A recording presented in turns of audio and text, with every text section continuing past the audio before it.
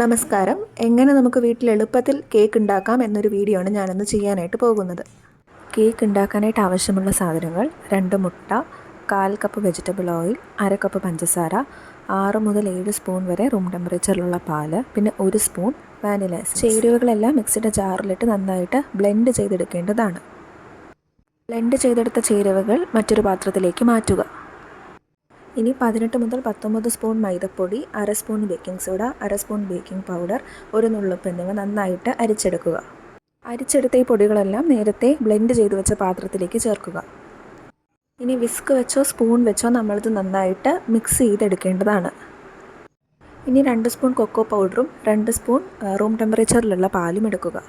നേരത്തെ ഉണ്ടാക്കി വെച്ച കേക്കിൻ്റെ ബാറ്റർ പകുതി മറ്റൊരു പാത്രത്തിലേക്ക് മാറ്റിയതിന് ശേഷം അതിലേക്ക് 2 സ്പൂൺ കൊക്കോ പൗഡറും 2 സ്പൂൺ പാലും ചേർത്ത് കൊടുക്കുക.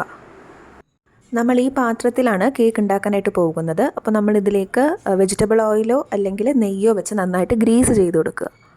ഇനി നമുക്ക് കേക്കിൻ്റെ ബാറ്റർ ഇതിലേക്ക് ഒഴിച്ചു കൊടുക്കാം. നമുക്ക് സെപ്പറേറ്റ് ആയിട്ട് ഒഴിച്ചു കൊടുക്കാം, അല്ലെങ്കിൽ ഇതുപോലെ 2 ബാറ്ററും കൂടെ മിക്സ് ചെയ്ത് നമുക്ക് നിങ്ങളുടെ ഇഷ്ടത്തിനനുസരിച്ച് ഒഴിച്ചു കൊടുക്കാവുന്നതാണ്. ബാറ്റർ ഇതിലേക്ക് ഒഴിച്ചു കൊടുത്തതിന് ശേഷം നമ്മൾ അലുമിനിയം ഫോയിൽ ഇട്ട് കവർ ചെയ്യുക.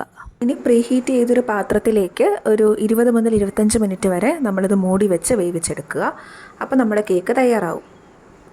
റെസിപ്പി ഇഷ്ടമായെങ്കിൽ വീഡിയോ ലൈക്ക് ചെയ്യുക, ഷെയർ ചെയ്യുക. ഇതുപോലുള്ള വീഡിയോകൾക്കായിട്ട് ചാനൽ സബ്സ്ക്രൈബ് ചെയ്യുക.